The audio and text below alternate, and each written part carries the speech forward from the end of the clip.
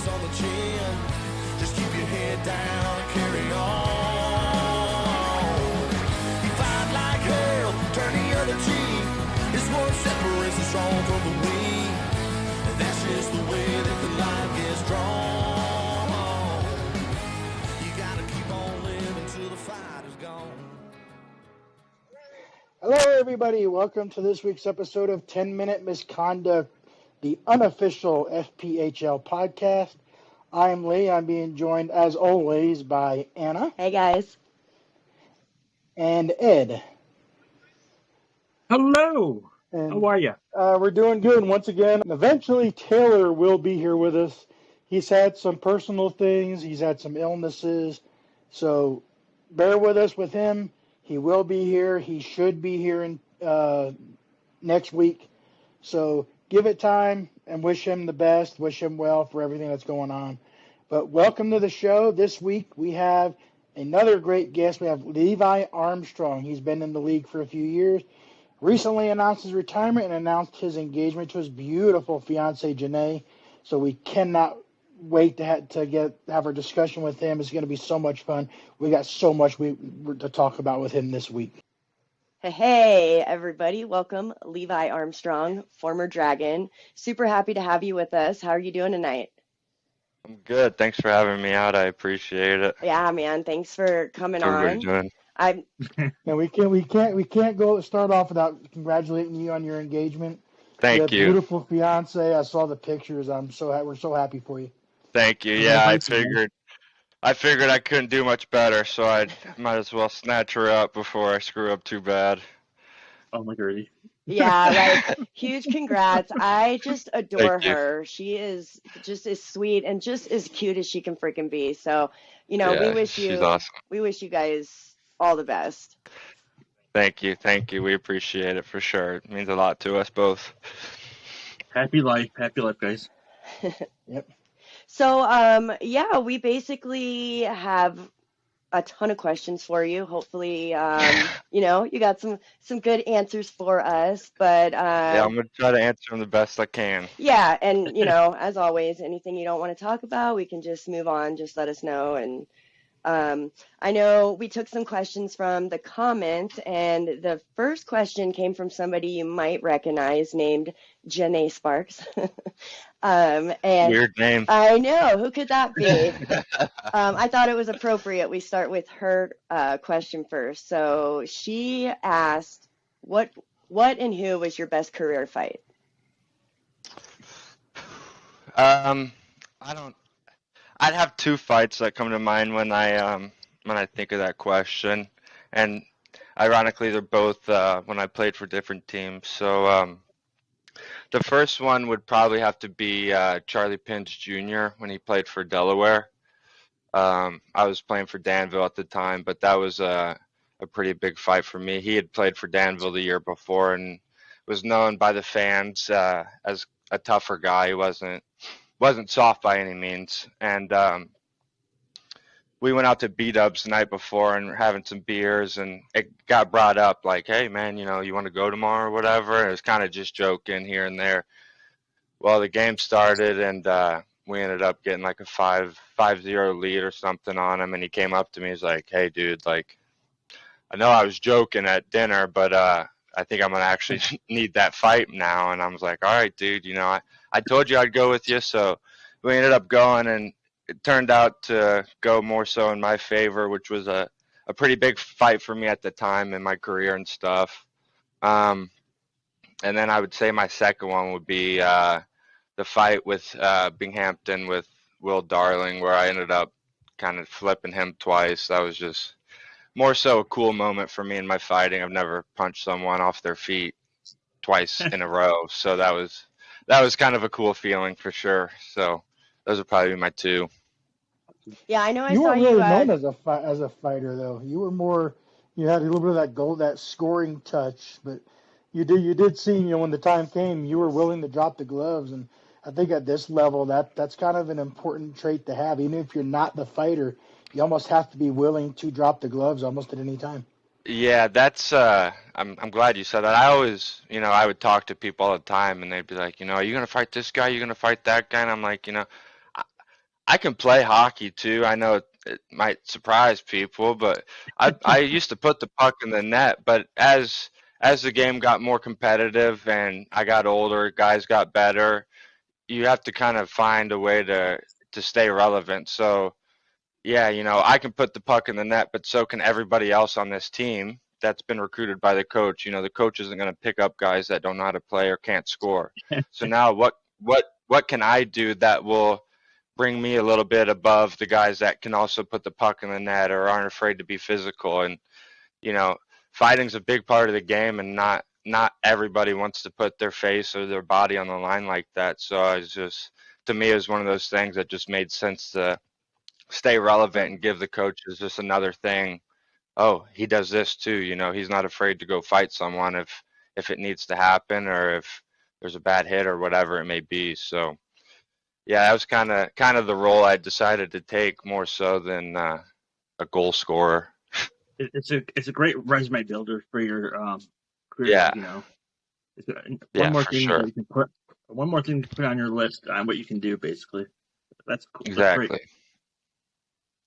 And I know many have asked, I'm sure you've had the question a million times, but are you in retirement? Are you looking to take a year off, or do you have any, future endeavors in mind for hockey?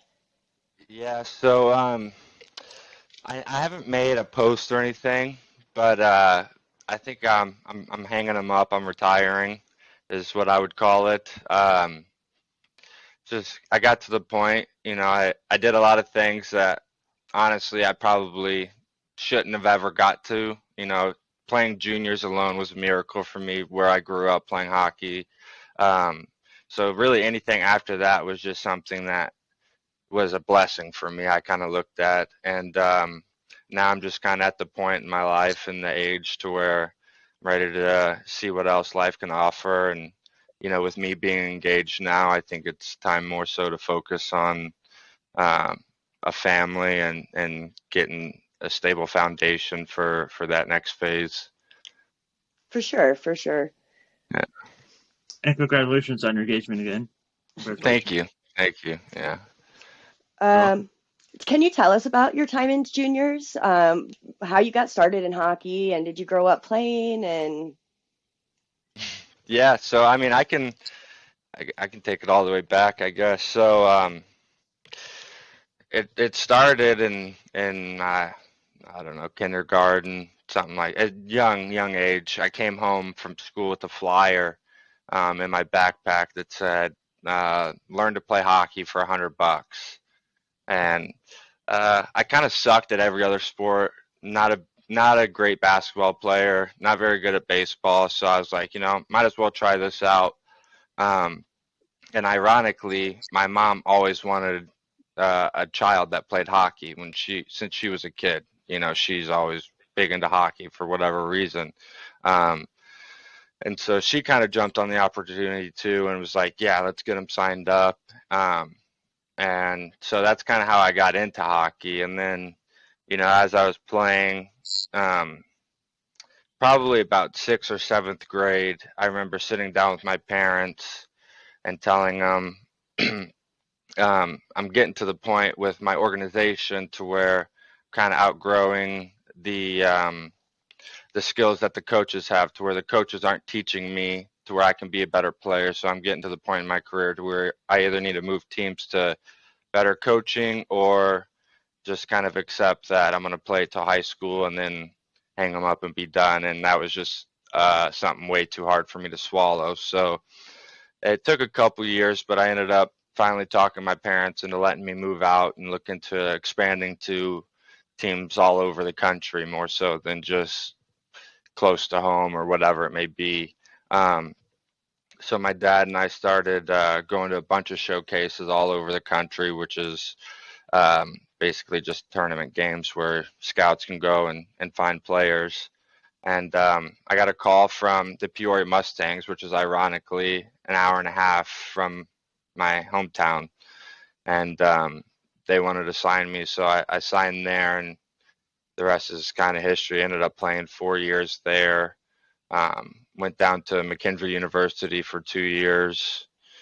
left there, got a hold of Danville over Christmas break, so like in December, signed with them January 2nd, and then kind of had my pro career where I played for 2 years in Danville. COVID hit. I took that year off. I had torn my labrum in my shoulder, so I'd gotten shoulder surgery as well. So I was healing that, and over COVID, Croup had called me and wanted to draft me in the expansion draft, and I had kind of planned when my shoulder had gotten surgery done on it and stuff. That was kind of my hanging them up phase. I was kind of accepting it then and going through the fact that I'm probably going to be done playing hockey. It's hard to take a year off like that and then come back into the swing of things. So I'd kind of swallowed that pill a little bit then, and Group called, and Columbus was like the one team. I remember telling my dad, like, man, if I could go play anywhere, once Danville folded, I was like, if there's any team that I could pick to go play for, if I'm going to go play again, it's going to be in Columbus. That's the only place. If anyone else calls, not interested, I don't care, I don't want to go play. Columbus is awesome, I want to go there. Well, ironically, a week goes by and then Jay calls, so I accept that and go do my year down there, and then I decided that it's time to focus on the next chapter. So Well, I know here we are. I feel very lucky to have been there. Yeah, anyway, I feel really lucky to have been there during your year of playing. I know you were a fan favorite for sure, especially, the 110.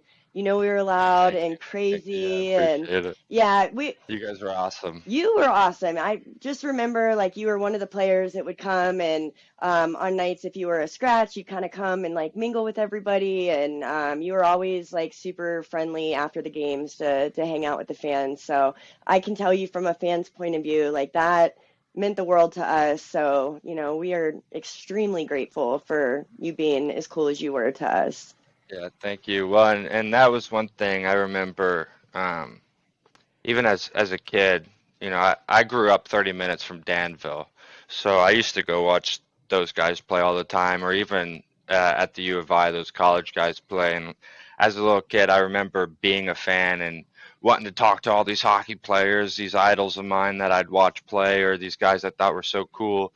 And, most of them would stop and talk to you, but then you'd have those guys that were kind of too big or too cool for you. And I remember since a kid, I was like, I will never be that guy.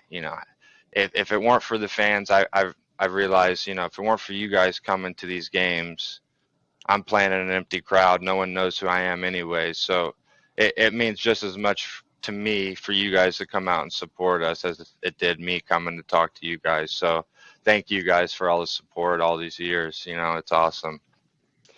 Could you Yeah, tell I've us seen other about players. one of your most memorable moments? In pros or my entire I would say career? either. Anything that sticks out. Um, yeah, there's a lot. I think one of the most memorable moments was my first year of pros. In juniors, you'd have like kids come up to you. You probably see it in El Paso with your billets.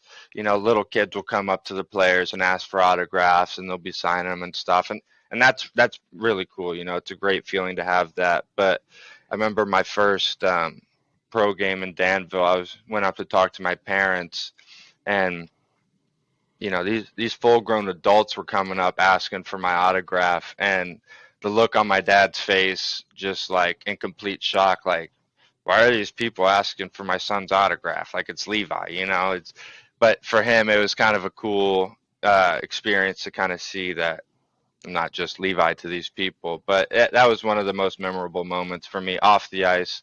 On the ice,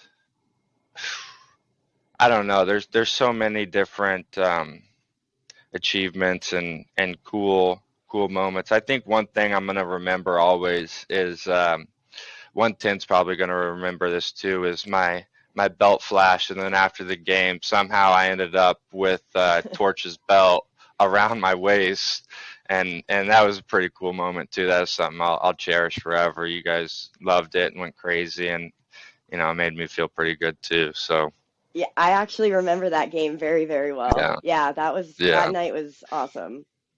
that was a lot of fun. Yeah. I think for a lot of players, signing their first autograph, it's almost like, oh my God, people actually want to talk to me and get my name on their jersey or on their hat. Well, yeah, exactly. It's weird. I talked to Janae about it a lot because I don't know how to say it without it maybe sounding conceited or cocky or full of yourself, but some of these fans, they look up to you, or they're excited to see you. It means a lot to encounter with them, and sometimes it's hard to kind of like grasp that as a person, because for me, like, I'm nobody special. I'm just playing hockey that I've played for 27 years of my life. I'm just going to play another game. So it's weird to kind of grasp that sometimes. But yeah, it's definitely a really cool and humbling moment for sure when you have these fans lining up to get your autograph or just even give you knuckles or say hi to you. Like it's a really, really cool feeling for sure. Yeah, one of the coolest things I've seen is being friends with Alex Gallant. Used to play for the Cottonmouths. I saw him in Charlotte one night. Got kicked out of the game for a fight. He comes and sits with us in the crowd. And Hmm. there's a little 5-year-old kid who was just mesmerized by him because he's the guy that got in the fight. Yeah. He's looking at his hand. He's like, "Is this the hand you punched the guy with?" And just seeing the interaction with the kids, I love seeing that for every player because Yeah. these guys are badasses and they just melt when they're around kids. I Oh love yeah. seeing that. Oh yeah, usually the tough guys on the ice are usually the big softies at heart. You look at Schmitty when he's a scratch. I don't think that dude's not carrying somebody's child around, just making their night during the game. Like he'll just find a kid and carry it around, and it's awesome. That kid is gonna remember Justin Schmidt carrying him around the arena the whole night. It's just a cool thing. But yeah, it's weird. Usually those tough guys are a little softer. Yeah. Yeah, Bouchard was the same way. He was Hmm. melted around kids, and like you said, every fighter I've ever encountered when it comes to the kids, they They're become softies. softies in Yeah. an instant. It's funny to see for sure. Do you have any crazy road stories or just something that sticks out that was wild that you just like never in a million years could make up? Oh, I have so many. That's the thing. When you go to think of one specific one, there's so many that come to mind. And then it's like, should I be telling this story? Can I get someone else in trouble? Um, I think one of the You can leave names out. craziest, I think one of the craziest stories I have, um, could be from my Danville days. We, at the time, didn't have a bus, so the guys are um, in 16 passenger cargo vans driving to the games in our gear. We have a 3-and-3, 2 nights in Carolina, and this was when Mentor played. And then our Sunday game was in Ohio in Mentor.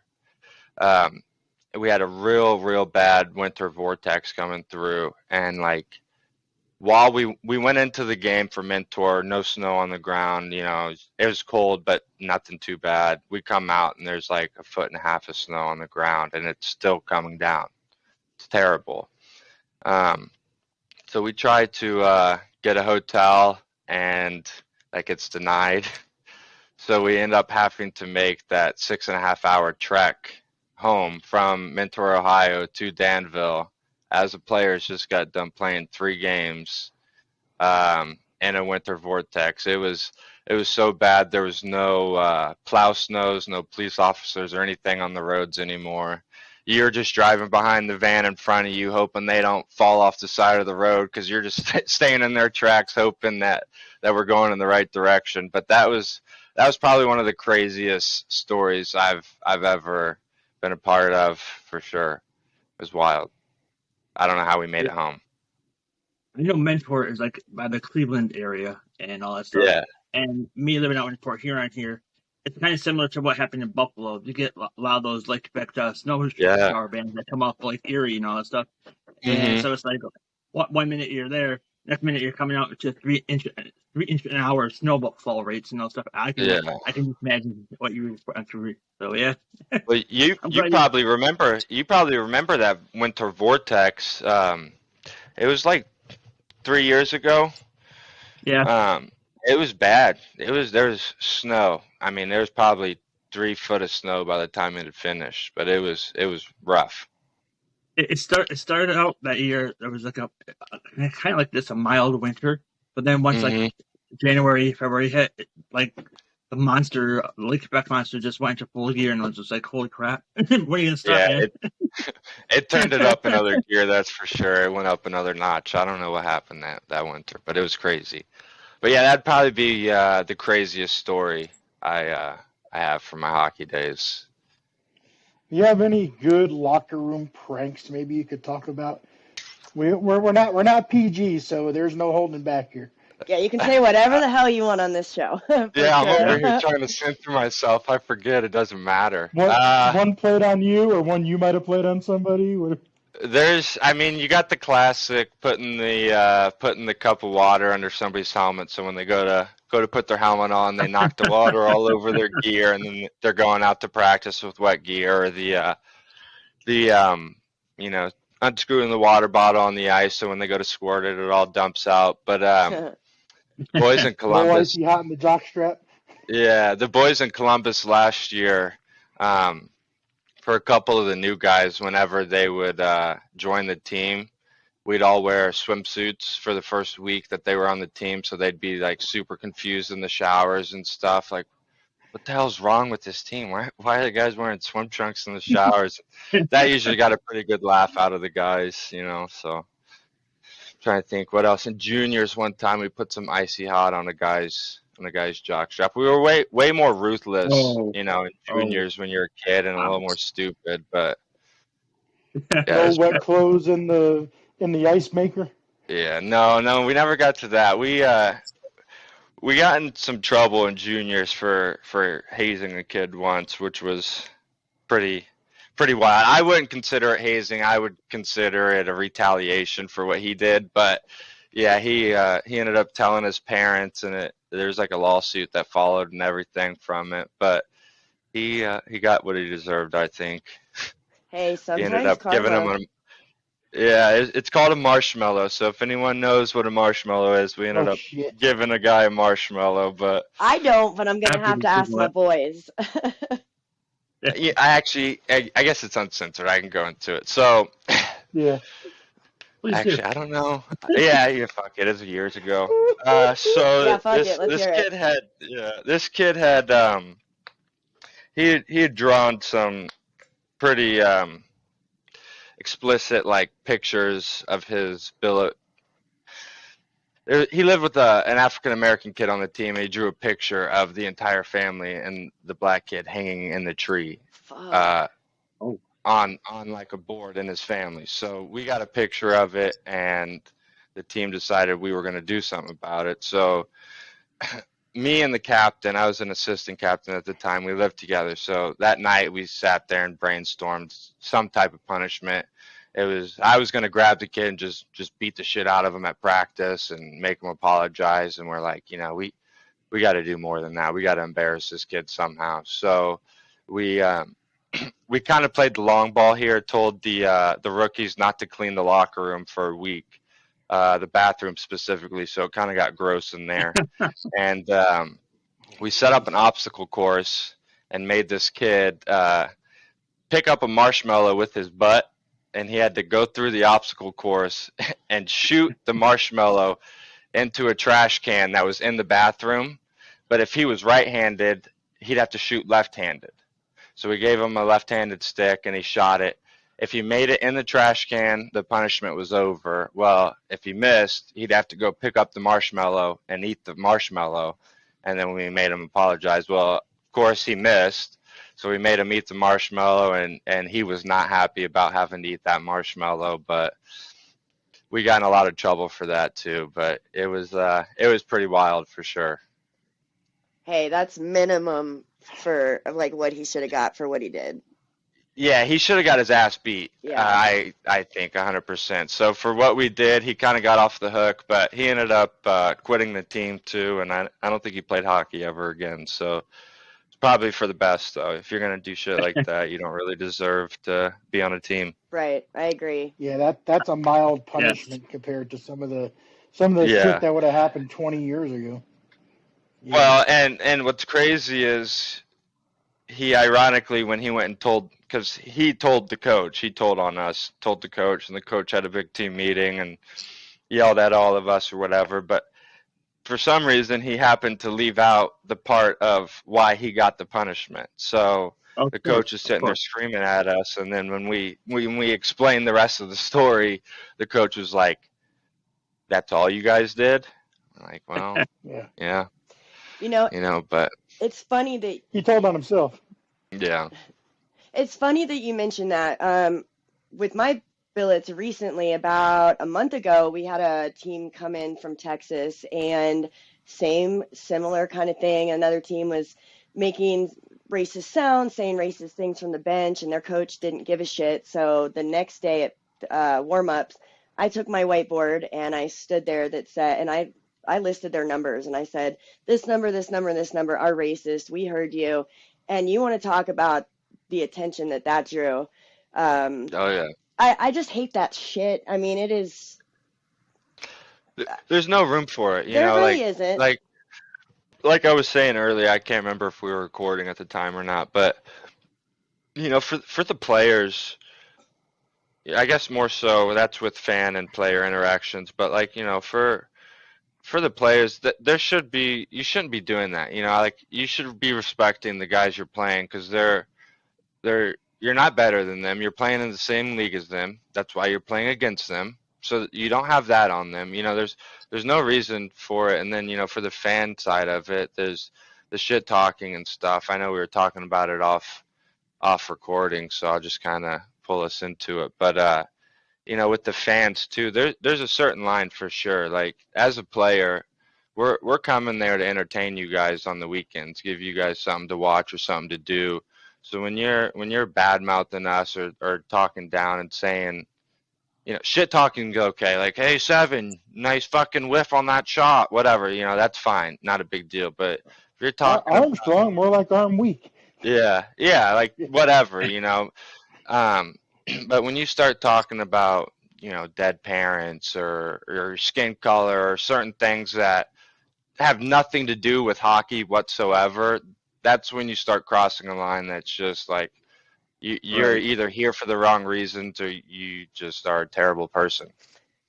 There's just that line that you just don't cross, Yeah. Just like anything. You go up that line, then you stop. If you go over it, you're just an asshole. So, yeah. Yeah. Well, we're here to entertain. We're here to play games for you to watch. You're coming out here watching us. You're spending your money to watch us. Why sit here and call us all these names? And it's not like you're getting rich out there neither. You might you're out there playing for bare minimum at that. It's not like you're making millions and millions of dollars on an FPHL contract. We all know that some players don't get paid that much in this league. So it's like, yeah, I definitely see what you're saying. If at all. Especially in this league. I was just about to say, I always said the Fed is where you go to find guys that love hockey. Yes. We're playing hockey because we love the game. I'm not making a living playing hockey in Columbus.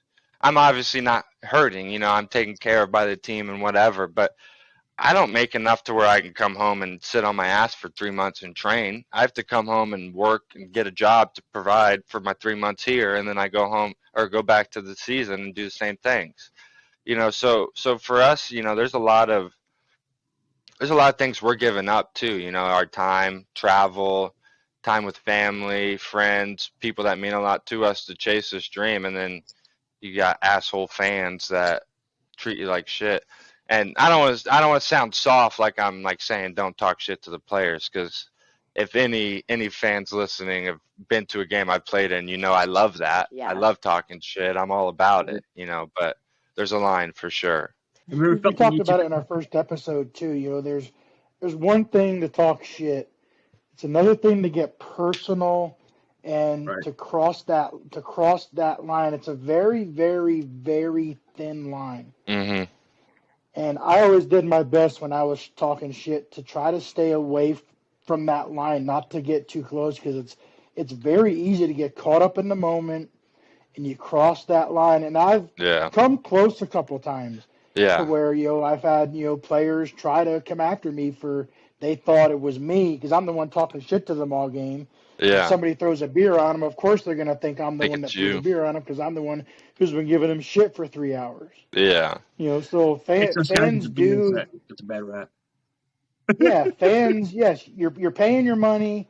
You have the right to say what you want, but it comes to a point. There's a line. Yeah. Where you cross a line, and I don't want to say the player's name. He'll be on the show in a few weeks, but he was in Danbury. A fan was talking about his deceased parents, and he tried to go up into the stands. He didn't make it far. Yeah. And there was a bullshit. I'm going to say it was a bullshit article. 100% agree. I was a reporter for 4 years. Get your facts right before you're going to put a story out like that, because you're making this player look bad. Get the fucking facts. And have the fan 100%. Have the balls. If you want to talk shit in public and now you want to hide, because I've called them out on the trash talk page and they may not be on there, but you guys deserve to be respected. Again, I know I probably talk more shit than most, but I know not to cross that line. It's not. Well, right. and there's a difference. 90% of the fans I ran into, I'd never had a problem with any fans really, besides that one in Danbury, which is ironically the same one that's caught up in this mess. But any fan that I ever had an interaction with, I'm willing to bet would probably buy me a beer after the game to catch up and shoot the shit afterwards too. And players get that.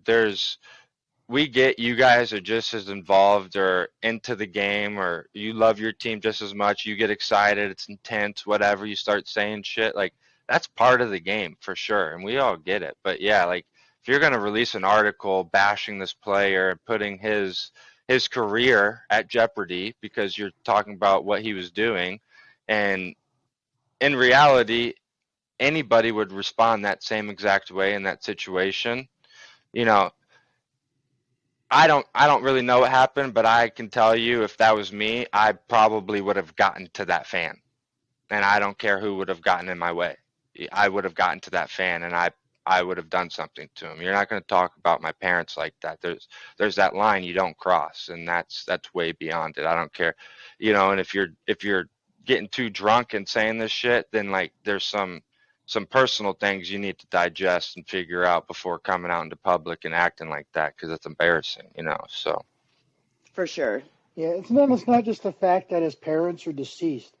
I never talked about a player's parents because I don't know if their parents are around. I don't know if they're alive. So I never even went there because it's just not the right thing to do. Well, yeah. It's different to talk, like when Billy Tibbetts was in Huntsville.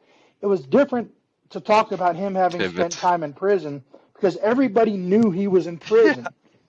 But I never once brought up what he went to prison for. Because that wasn't the right thing to do. Exactly. Of course, the day their bus broke down, they got picked up by a prison bus. How am I not going to bring that up? Yeah, it's almost expected, and I'm sure Tibbetts was not, like, shocked by hearing something like that. He was probably making the same exact joke on the bus while they're headed to the game, but it's just, it's one of those things where there's definitely a line, and you gotta be smart. It is thin though, because you are talking shit, right? So like, obviously you kind of want to get somewhat personal to make the guy hear you or whatever, get in their head, but you gotta find it. It's tough, for sure. I did have one more question. This one, again, might be from someone you recognize named Troy Armstrong. His question was, any regrets regarding your hockey career and anything that, is there anything that you would do differently? I mean, I could sit here and probably think of a list of regrets I have in my career, but at the end of the day, I don't think that that's fair for me to do to myself. Obviously, I could sit here and say, if I would have trained way harder, I probably would have played at a higher level of hockey or this or that. But the reality is I didn't. I played here, and I'm grateful for the years I got to play. Um, looking back on it, the kids I grew up playing with, the ones I started playing hockey with, they haven't played hockey in 10 years. The fact that this is my first year not playing since I started playing hockey is a pretty big achievement. That is something I'm more proud of than the regrets could probably overshadow, I guess. So obviously, yeah, I have regrets. I wish I would have trained harder or shot a couple hundred more pucks at the garage door when my dad was yelling at me, or gone to the gym a little more, but I didn't do those things. So all I can do now is just be grateful of what I did do and what I did accomplish. And and like I said, growing up in the town I grew up in, hockey's not a big sport at all. I grew up in Champaign-Urbana, which I'm sure most of you guys aren't familiar with, but the U of I is the same town. The University of Illinois is my hometown, and here it's football, basketball. Most American sports are big. Hockey's not a big sport. I was the only kid in my school district that played. And until I was in high school, I had dads coaching me how to play hockey, and not only dads, but dads that didn't play hockey. They were just guys whose sons played for 4 years, and they needed a coach on the team, or there was no team. So for me to have that type of start and end up playing professional hockey at some point in my career is something that I'm more grateful for than any regrets could definitely overshadow. So I would say no in the overall grand scheme of that answer. No, I don't really have any regrets. I know I Dwayne have a Armstrong question. had a question. Dwayne Armstrong wanted to know, are there any fans that you remember, especially ones with a certain last name? Yeah, there's a couple. Think the Armstrongs are somebody I probably won't forget. It's kind of a hard last name to forget, especially obviously, same last name. I remember bumping into him for the first time when I played for Danville. We came down here, and they were the boosters serving food that night, and I came in late to the diner, and they're like, "Hey, are you Armstrong?" And I was like, "Yeah." And they're like, "Our last name's Armstrong too." And it's such a simple conversation, but it was like one of those. As soon as I signed back, those were like one of the first families I'm looking for, because it's somebody I remembered, and a cool little. You don't see many Armstrongs around, so it's kind of cool to run into an entire family. 16 hours away from where you live. Hell of a nice guy too. I've had the pleasure of meeting him as Yeah, well, and he's awesome hilarious. family. Yeah, for sure. Yeah, Awesome family. Dwayne's been one of my best friends since middle school, so I know Yeah. that family well. They're diehard. They live and breathe Columbus Oh yeah, hockey. Hey, they're awesome Dwayne. fans. Yeah, hello, Yeah. hello. Hey, Wayner. I mean, but that goes. I mean, I think I could say that about almost every fan at the Civic Center in Columbus. Like, I don't think there was a fan in that arena that, you say wouldn't do something for us, but the fans there, it wasn't like they were willing to help you out because you're a river dragon. It was like they're willing to help you out because you're a person that needed help, and they understood that. And it was a feeling, other teams I played for, I've never experienced that with the fans, where it's like these people just really care about me as a person. They want to get to know me. They want to, interact with me and who I am, and get to know me, not because I'm a river dragon, but because I'm Levi. And that feeling was cool. The fans down there, you guys all made each player feel that way every time we interacted with you, which was awesome. And it made it way more enjoyable, and made us want to interact with you guys for sure. But the Armstrongs are by far one of the biggest families I remember down there. That's cool. Yeah. I do have one more question. This is actually from my mom, which I know sounds kind of bizarre, but when it comes to the physical things that you put your body through in hockey, from juniors to pro, every level, I feel like it's very demanding. And she wants to know, especially with fighting and things of that nature, how do you feel about concussion protocols and the demands that you guys put your bodies through? I mean, personally, I think concussion protocols are extremely important. That being said, as a player, I absolutely hated them because of the type of game I played. They usually got me in more trouble than helping me out because I wasn't playing. Well, I guess it did help me out in the long run, but looking at it as a player, the type of competitor I am, I don't want to sit out. I don't want to have a concussion. So I hated them when I played because they busted you. But looking at it, long-term effects, it's obviously extremely important. Your head and brain are obviously something you need.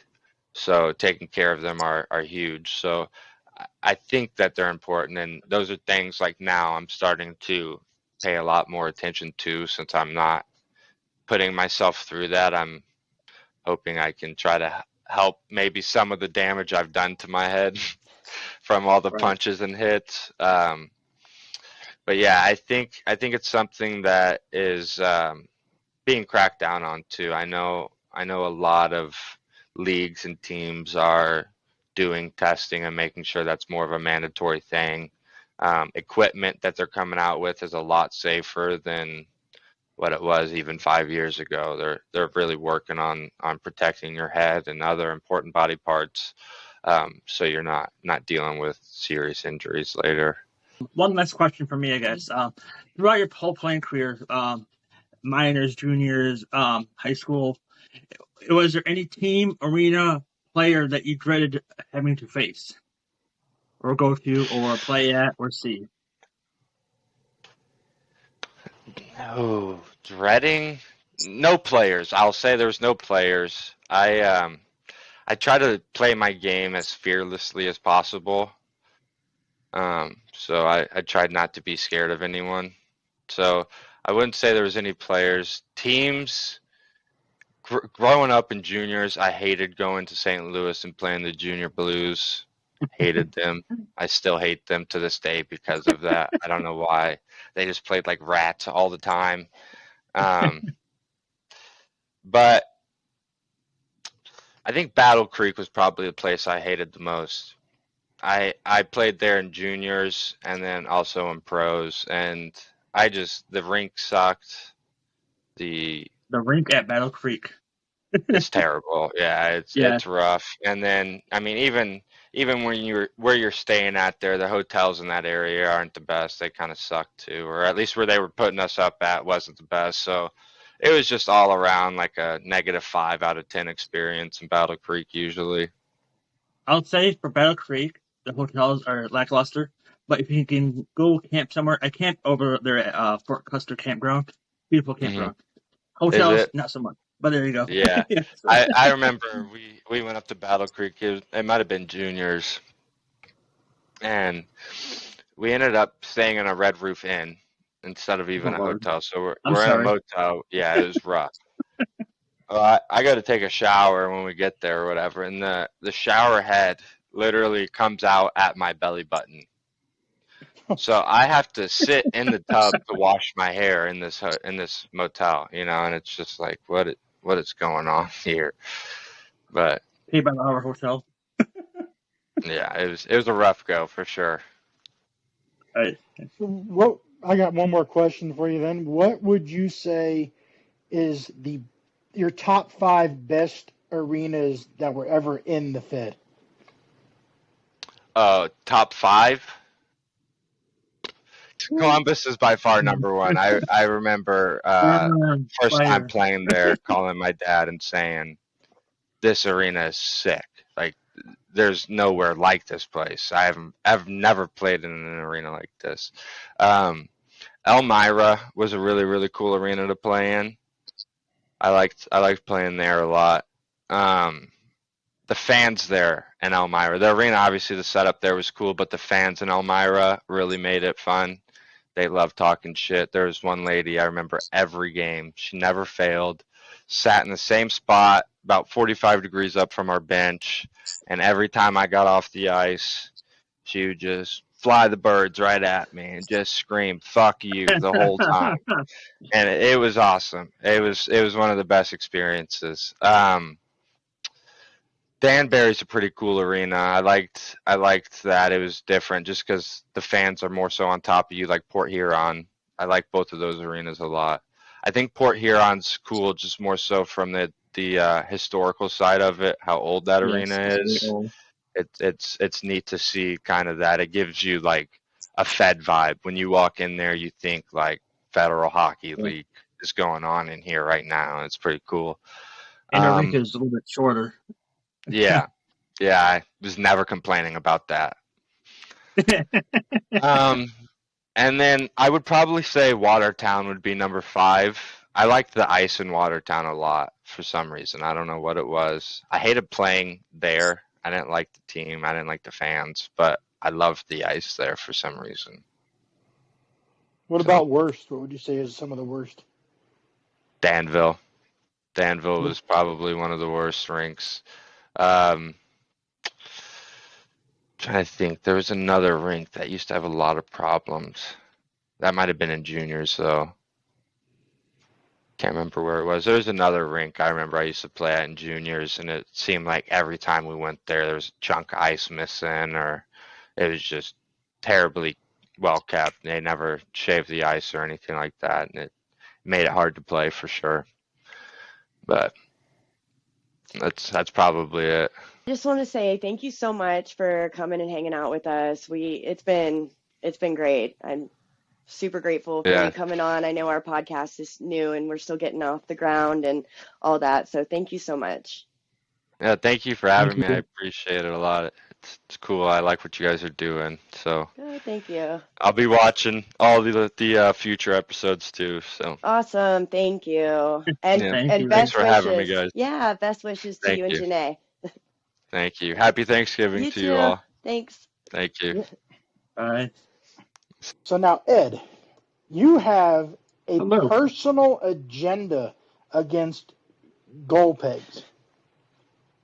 I have no personal agenda. None at all. You keep bringing it up.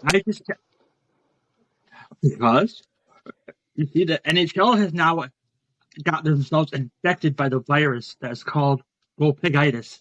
Goal pegitis is where the goal doesn't have to be on the net. It could be in the next town over. But as long as that puck goes through that little imaginary line about that wide, it's a good goal. You don't need to go. So probably, in about 10 years from now, there's going to be no goal nets needed. You just need 2 little pegs. That's all you're going to need. Well, the pucks with pegs. That's all you need. They're following the rule. They're not following the rules. I'm making it up. No, here's exactly, word for word, what the rule says. It says, and I quote. It was bribed by Waffle House. Nope, and I quote. This is the NHL rulebook. In the event that the goal is displaced either deliberately or accidentally by a defending player prior to the puck crossing the goal. Accidentally. Prior to crossing the goal line between the normal position of the goalpost, the referee may award a goal, but in order to award the goal in this situation, the net must be displaced by a defending player. And the attacking player must have an imminent scoring opportunity prior to the goal being displaced. And it must be determined that the puck will have entered the net between the normal positions of the goalposts. Both of these goals that you've been having a problem with. Did you see the video? Did you see the video of the NHL goal? Yes, I did. Toronto. Yes, I did. The defending player wasn't hooked down. He dove into the net, knocked the net off the post. Giordano had an imminent scoring chance on the rebound. 50,000 feet away. 55,622 feet away that goal was from the original pegs. Doesn't matter. The defending I player is know the one that's that what I'm saying. knocked it 10 out. years from now, we don't need goal. 10 years from now, we're not going to need goal nets. We're heading towards that right now. We're heading towards a goal netless, game where there's going to be no goals net needed. So I'm here to, where nets lives matter because, we don't want to see your nets go away. We want those nets to stay in the game. Hell, I grew up Because, playing without nets. What the hell? Why not? It's like air hockey. Just put little 2 pegs out there. Who gives a shit? All I need is two orange cones. 5,000 feet high, like in soccer. Just not, just alley-oop the puck across its head. It'd be good. Alley-oop. It's a good goal. There you go. And this right here is exactly why I love our trash talk page. Yeah. That from now, it's like the law about property lines. Your property goes from axis X to axis Y, and it goes all the way up infinitely, up into the galaxies, the spaces of the time below, and the sky above. So that right there will tell me 2 pegs from axis Y to axis X, all the way up as high as you can. So players in the future will not have to worry about the goal will be about 6 feet high. The goal can be as high as you want. Just alley-oop the puck over. Hockey is going to turn into basketball. We're going to alley-oop the goddamn puck into the goddamn net. Alley-oop. That's right. That's right. Oh, man. Yeah, I love getting him going. Alley-oop. Hoop it up. Detroit basketball. Absolutely. Exactly. I think there's another topic we can all talk about, and I think we can all agree on. The inconsistency. No, the inconsistency in this league. The suspensions or the non-suspensions. We just had Amesbury on a couple weeks ago. His 8-game suspension, personally, I think it's bullshit. 8 games for that hit. That was a clean hit in my opinion. I could see a couple games just because. But then we had recently, in the same night, we had Michael Greco from Columbus.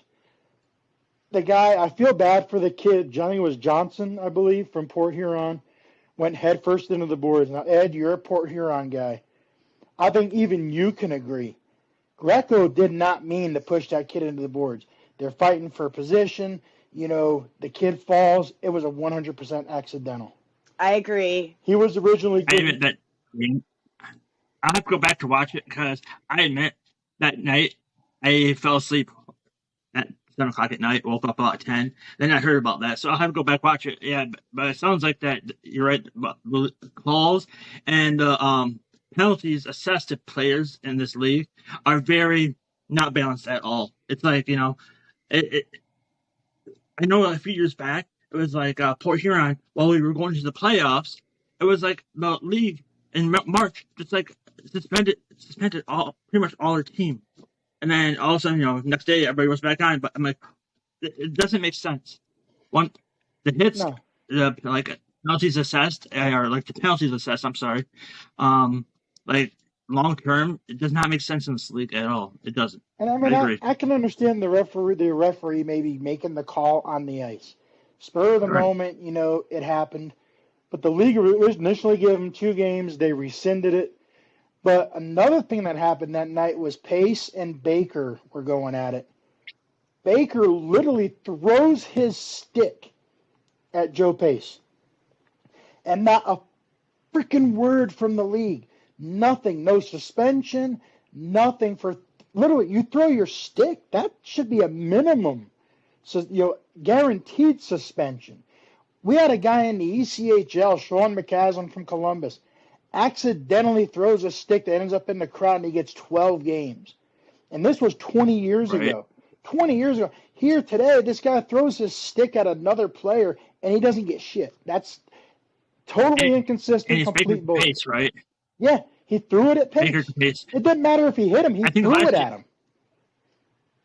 I think Baker and Pace both played on the Prowlers at the same time last year. I'm like, this is crazy that, they were once teammates and now they're like, they had that kind of event happen in their life. But yeah, it's great. It doesn't make sense at all. It doesn't. Did you see the AHL, the Texas team? The one player got penalized for a call. You know how they get mad out of frustration, they hit the stick? Well, you see where the player accidentally knocked out the referee I'll have to send it to you or Yeah, put it on missed the page. But no, the player got mad he was going to smack the glass, but on the way back, the referee was right behind him, and the blade of his stick it got the referee right in the fucking skull and knocked the referee right out. And the Texas medical guy had to come out there and take care of the linesman out there while he was all like knocked the fuck out. Yeah, I missed But no, that. I agree with that. The hell, one of the, but now you're talking about that, one of the funniest things I ever saw was in Macon. A guy by the name of Bill Monkman is leaving the ice, slams his stick on the door leaving the ice. Well, as he did, the stick flips over and literally clotheslines him as he's running off the ice. One of the funniest things I've ever seen. But yeah, that's hilarious. But no, I agree with you that it is very inconsistent.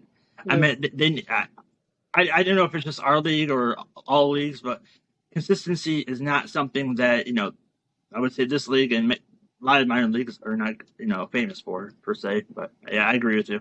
But still, I mean, you gotta have a Back little to bit of topic. consistency. It's ridiculous, and it's driving me nuts. And to me, it's ruining the enjoyment of the game and of this league, because you got to be clinching, worried about, oh shit, this guy's got his head down. Can I hit him without getting suspended? Exactly. That shouldn't be an issue.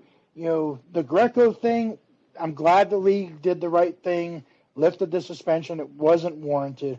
But this whole, what will get you suspended in this league? Seriously, I mean, you throwing your stick, the shit that's going on. I've seen guys two-hand slashing guys, breaking their sticks, and nothing's happening. It's gonna get out of hand.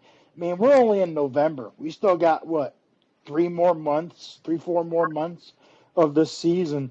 If this is the way the season's gonna begin, I'm almost scared to see the way it's going to be in March. Well, if they don't start put president down early, then definitely it's going to increase because it's like out in the GOJHL. The referees didn't do nothing for quite a while because their season starts in September. So they just a couple of weeks ago made it stricter and all that stuff. They had epidemic in that league of players crashing the play like boarding. Hitting from behind, slamming their heads into the boards, and players were coming out with broken limbs. I think I shared it to you a couple of weeks ago about one kid that went into the board. His leg broken in 2 spots right at the hip. These kids, these adults, anybody that plays the game, if you don't have the rules consistent, it gets out of control really fast, and then people get hurt. And that's what we are trying to avoid, is seeing people get hurt, especially these guys are not making millions of dollars. So what if they get hurt off this thing? What now? They're disabled. You can't be productive members of society anymore after this. So I think consistency will help out keeping these players safe. Yeah, they got to do something. Something's got to change. But anyway, I agree. This was a great episode, guys. We had so much fun with Levi. I want to thank him again for coming on. Tune in next week when we have from the Elmira Mammoth player assistant coach Parker Moskal will be joining us next week, and that'll be another fun episode. Have a lot to talk about with him. I can't wait to talk about their logo. All right, go ahead. Well, thanks, guys. Again, tune in next week, and don't forget to like and subscribe. Leave a rating on Spotify. Subscribe to us on YouTube. Share, follow. Share this with 10 friends, and let's blow this up. Let's get it going. That's right. Yeah, guys, and keep coming back. Subscribe. We've got a lot of awesome guests planned for our future. And leave in the comments. Come to our Trash Talk page. Fight us on there. Like we look forward to it every weekend, and we've got so much we want to bring to you guys. So join us. Yep. See you next week, guys. Bye, guys.